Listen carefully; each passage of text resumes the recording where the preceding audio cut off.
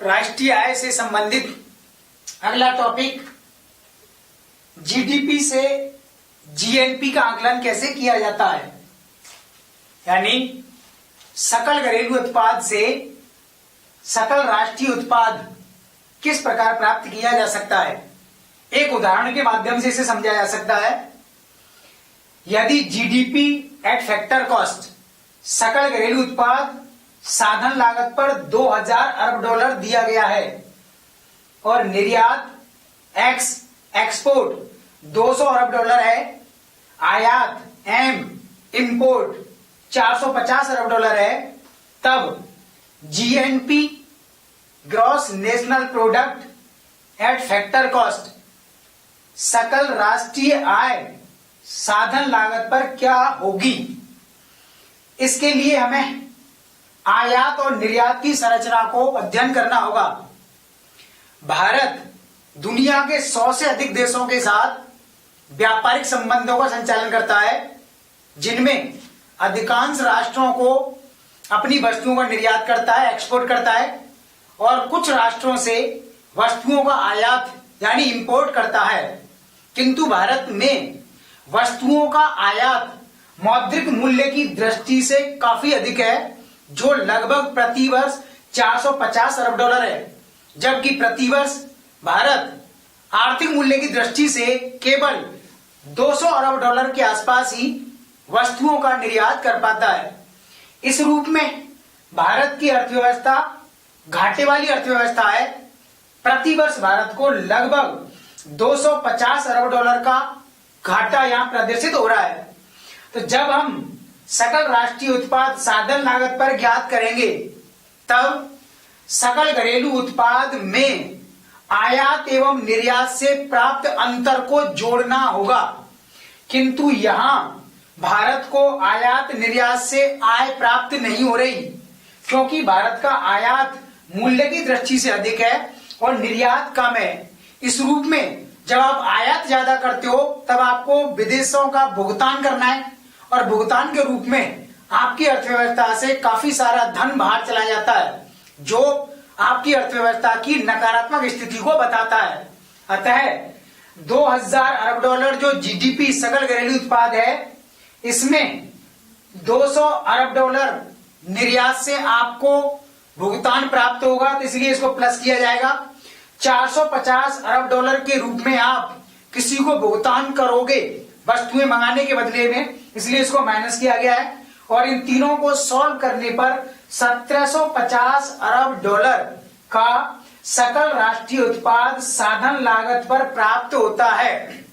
इस प्रकार भारत में सकल राष्ट्रीय उत्पाद या आय हमेशा सकल घरेलू आय से कम होती है, जबकि दुनिया के किसी भी विकसित देश में ऐसा नहीं होता, क्योंकि जो विकसित राष्ट्र हैं वहां निर्यात का मूल्य हमेशा उनके आयात की तुलना में अधिक होता है, जबकि भारत में आयात का मूल्य निर्यात से दोगुने से भी ज्यादा है। यही कारण है कि भारत में राष्ट्रीय आय घरेलू आय से हमेशा कम होती है, जबकि ऐसा नहीं होना चाहिए। यह भारतीय अर्थव्यवस्था का एक कमजोर बिंदु है, जो हम यहाँ पर इस सांख्यिकी के माध्यम से समझ सकते हैं। इससे संबंधित दूसरा पक्ष जीवीए ग्रॉस वैल्यू एडेड, सकल मूल्य वर्धन क्या है, यानी वर्तमान में साधन लागत पर जो घरेलू आय और राष्ट्रीय आय का आकलन किया जाता है, अब उसे सकल मूल्य वर्धन के रूप में व्यक्त किया जाता है। यानी साधन लागत पर राष्ट्रीय आय के आकलन को दिखाने का तरीका पुराना हो गया है और उसे अब बंद करने का निश्चय किया गया है। सकल मूल्य वर्धन है क्या?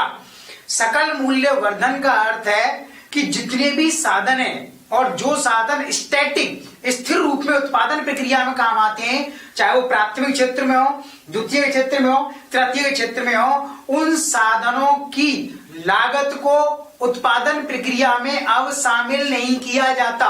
कैसे साधन? स्टैटिक स्थिर साधनों को लागत में या उत्पादन प्रक्रिया में शामिल नहीं करते, अर्थात उनको टोटल आय का मौद्रिक मूल्य अब प्रदान नहीं किया जाता। जैसे एक उदाहरण के माध्यम से समझते हैं। प्राथमिक क्षेत्र में यदि कोई किसान उत्पादन करता है, तब उसकी उत्पादन प्रक्रिया में कृषि भूमि, ट्रैक्टर, मशीनरी, श्रमिक, कच्ची सामग्री, बीज, उर्वरक, सिंचाई का पानी आदि साधन उसमें शामिल होते हैं, तब जाकर के उत्पादन होगा। इसे साधन लागत पर उत्पादन कहा जाता है। किंतु सकल मूल्य वर्धन में अब कृषि भूमि एवं अन्य प्रकार के स्थिर साधनों को शामिल नहीं किया जाएगा। इसमें केवल इस वर्ष उत्पादन के लिए रनिंग में जो रॉ मटेरियल्स काम में आया है उसी को शामिल किया जाएगा। जैसे कितने श्रमिक लगाए गए, कितना आपने खाद बीज खरीदा बाहर से, और इन सभी इनपुट आगतों के आधार पर आपने उत्पादन कितना किया। अगर किसान सभी प्रकार के साधनों का प्रयोग करते समय 20,000 रुपए का कच्ची सामग्री खरीदता है और उसे आगे जाकर के सकल मूल्य वर्धन के रूप में 40,000 रुपए प्राप्त करता है, तब उसकी कुल आय 40,000 नहीं हुई, उसकी कुल आय 20,000 से 40,000 बनाए। तो 20,000 रुपए रनिंग में जो निवेश जो आगतें लगाई गई हैं उनको हटा दिया जाएगा और टोटल जो मूल्य वर्धन है वो 20,000 रुपए होगा। जबकि इससे पहले जब साधन लागत विधि पर राष्ट्रीय आय का आकलन किया जाता था तब सभी साधनों का मूल्य उसमें जोड़ा जाता था तथा अंतिम रूप से 40,000 को ही राष्ट्रीय आय में शामिल किया जाता था। यह तरीका उचित नहीं माना जाता था। जब विकसित राष्ट्रों के साथ भारत में इस विधि को तुलना की गई तब भारत की स्थिति को अच्छा नहीं माना गया। यही कारण है कि भारत ने 2 वर्ष पहले ही अब साधन लागत पर राष्ट्रीय आय को दिखाना बंद कर दिया है। उसके स्थान पर हम सकल मूल्य वर्धन ज्ञात करते हैं, that is the gross value added, अर्थात उत्पादन प्रक्रिया में इस वर्ष या रनिंग ईयर में चालू वर्ष में जो भी कच्ची सामग्री प्रयोग की जा रही है उसके आधार पर कितना मूल्य वर्धन, कितनी ज्यादा वृद्धि आप उसमें करते हैं, जितनी वृद्धि होती है उसे ही सकल मूल्य वर्धन कहा जाता है। समस्त साधनों की लागत को इसमें अब शामिल नहीं किया जाता। और ऐसा करने से एक लाभ ये होता है कि इसके माध्यम से विभिन्न मध्यवर्ती वस्तुओं का मूल्य राष्ट्रीय आय में नहीं जुड़ पाता और इससे राष्ट्रीय आय का सटीक आकलन हमारे पास आ जाता है। अतः जीवीए को पूर्ववर्ती राष्ट्रीय आय की तरह से ही जीवीए एट फैक्टर कॉस्ट या जीवीए एट मार्केट प्राइस के रूप में ज्ञात किया जा सकता है। तो वर्तमान में भारतीय राष्ट्रीय आय का आकलन अब साधन लागत की तुलना में सकल मूल्य वर्धन के आधार पर किया जाता है। स्थिर कीमत पर राष्ट्रीय आय का आकलन या आधार वर्ष की उसमें भूमिका क्या होती है। स्थिर वर्ष कांस्टेंट, स्थिर कीमत कांस्टेंट प्राइस पर राष्ट्रीय आय का आकलन कैसे किया जाता है और इसकी आवश्यकता क्यों होती है। विकसित राष्ट्रों में जहां राष्ट्रीय आय का आकलन हमेशा बाजार कीमत पर, मार्केट प्राइस पर घोषित किया जाता है, वहीं भारत में इसे शुरू से ही स्थिर कीमत पर दिखाया जाता है। स्थिर कीमत का अर्थ है जब किसी राष्ट्रीय आय को या कुल उत्पादन को पिछले वर्ष की तुलना के आधार पर दिखाया जाता है, यानी जितना उत्पादन वर्तमान वर्ष में हुआ तो ये तो बाजार मूल्य पर हो गया, लेकिन वर्तमान उत्पादन को जब हम पिछले वर्ष से तुलना करके बताते हैं तब इसे कहा जाता है स्थिर कीमत पर राष्ट्रीय आय। जैसे इसके लिए हमें किसी ना किसी प्रकार का आधार वर्ष निश्चित करना होता है, बेस ईयर। आधार वर्ष क्या होता है। आधार वर्ष भारतीय अर्थव्यवस्था में राष्ट्रीय आकलन के लिए सामान्यतः 10 वर्ष के आधार पर निश्चित किया गया एक बुनियादी वर्ष होता है। सामान्यतः 10 वर्ष के पश्चात में ही आधार वर्ष निश्चित किया जाता है, किंतु ये एक शाश्वत नियम नहीं है। भारत ने इस नियम का कई बार उल्लंघन किया और कई बार 5 साल के पश्चात या 2 वर्ष के पश्चात भी आधार वर्ष का परिवर्तन किया है। तो आधार वर्ष निश्चित कर देने से लाभ ये होता है कि आधार वर्ष के रूप में जिस वर्ष को चुना गया उस समय उस वर्ष में उत्पादन का स्तर एवरेज होना चाहिए, यानी जब आप किसी वर्ष को आधार वर्ष बना रहे हैं तब उस समय उत्पादन सामान्य होना चाहिए। भूकंप, बाढ़, ज्वालामुखी या आतंकवाद जैसी घटनाएं अर्थव्यवस्था में घटित नहीं होनी चाहिए और मानसून उस समय अनुकूल होना चाहिए। ऐसे वर्ष को ही आधार वर्ष के रूप में देखा जाता है। यानी ऐसी स्थिति में शांति काल में भारतीय अर्थव्यवस्था ने जो परफॉर्मेंस बताया उसे आधार लैंडमार्क मान लेते हैं और इसके पश्चात हर आने वाले वर्ष में उत्पादन के मूल्य को इस आधार वर्ष के साथ तुलना करते जाते हैं। जैसे भारतीय अर्थव्यवस्था में वर्तमान में अगर हमें आगे जाकर के 2017-2018 की राष्ट्रीय आय का आकलन करना है, तब इसके लिए हमें आधार वर्ष 2011-2012 से तुलना करनी होगी, क्योंकि 2011-2012 का जो आधार वर्ष है वो भारत में सामान्य वर्ष माना जाता है। उस समय प्राथमिक क्षेत्र में, द्वितीय क्षेत्र में और तृतीय क्षेत्र में जितना उत्पादन हुआ था, उस उत्पादन से वर्तमान में 2017-2018 वर्ष में तीनों क्षेत्रों में जो उत्पादन हो रहा है उससे तुलना कर लेंगे और इससे हमें पता लग जाएगा कि पिछले 5 साल के भीतर हर क्षेत्र में उत्पादन की स्थिति में वृद्धि हुई है अथवा गिरावट आई है, और अगर वृद्धि हुई है तो देन वो कितने प्रतिशत की हुई है। इस प्रकार आधार वर्ष का रोल बहुत बड़ा होता है। आधार वर्ष के आधार पर राष्ट्रीय आय का आकलन करने से भारत जैसे विकासशील देश की अर्थव्यवस्था को एक लाभ यह होता है, चूंकि आधार वर्ष के कारण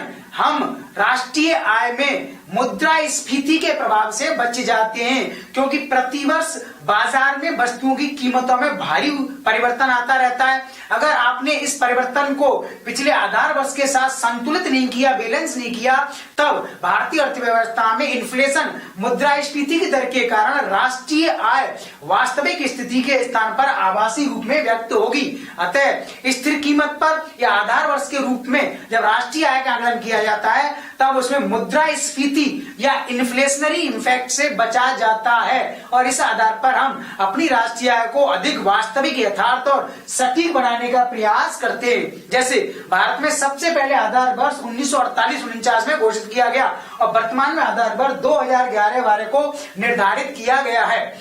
इसी प्रकार राष्ट्रीय आय से संबंधित एक टर्मिनोलॉजी घरेलू सीमा, डोमेस्टिक बाउंड्री और पॉलिटिकल बाउंड्री और भौगोलिक सीमा को पढ़ना चाहिए। घरेलू सीमा और भौगोलिक सीमाएं अलग अलग होती हैं। यानी घरेलू सीमा का अर्थ है यानी जब एक देश की वह सीमा जिसमें विभिन्न प्रकार की आर्थिक गतिविधियां, उत्पादन संबंधी कार्य होते हैं, यानी घरेलू सीमा हमेशा भौगोलिक सीमा के बराबर नहीं होती है। यह भौगोलिक सीमा के बराबर या इससे कम या ज्यादा भी हो सकती है। यानी भारत की घरेलू सीमा में, डोमेस्टिक बाउंड्री में हम अपने देश की भौगोलिक सीमा, राजनीतिक सीमा के अलावा समुद्री क्षेत्र यानी समुद्र का वह हिस्सा जो अंतर्राष्ट्रीय नियमों के अनुसार भारत को प्रदान किया गया है, और उस समुद्री क्षेत्र में भारत के बंदरगाह बने हुए हैं तथा विभिन्न प्रकार के लाइट हाउस बना रखे हैं, और उन समुद्री क्षेत्रों में तथा समुद्री संसाधनों से जो आय प्राप्त होती है उसे भारत की घरेलू सीमा में दिखाया जाता है। इसी प्रकार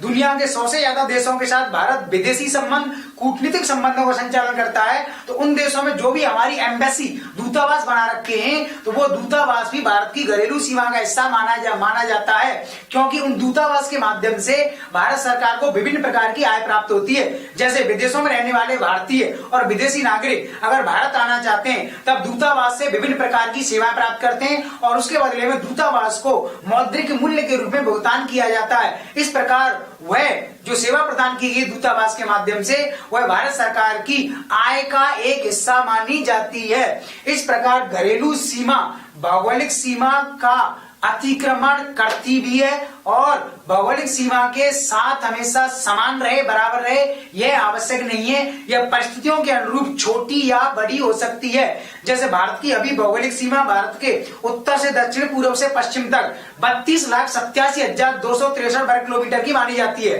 किंतु समुद्री क्षेत्र में भारत की आर्थिक गतिविधियां संपन्न है, जो क्षेत्र भारत के पास है, और विदेशों की ऐसी भूमि जहां पर भारत के दूतावास बने हुए हैं, वहां भी भारत की घरेलू सीमा का विस्तार माना जाता है। तो इस रूप में भारत की घरेलू सीमा इसकी भौगोलिक सीमा और राजनीतिक सीमा से बड़ी हो जाती है, किंतु छोटी कब होती है? जब भारत के भीतर विभिन्न देशों में दूतावास स्थापित किए गए। तो जो दूतावास जिस क्षेत्र में बने हुए हैं वो विदेशी राष्ट्र की घरेलू सीमा मानी जाती है, भारत की घरेलू सीमा नहीं मानी जाती। इस रूप में भारत की घरेलू सीमा इसकी भौगोलिक सीमा या राजनीतिक सीमा से कम हो जाती है। इस प्रकार राष्ट्रीय आय में घरेलू सीमा और भौगोलिक सीमा से संबंधित विषयों को इस रूप में देखना चाहिए।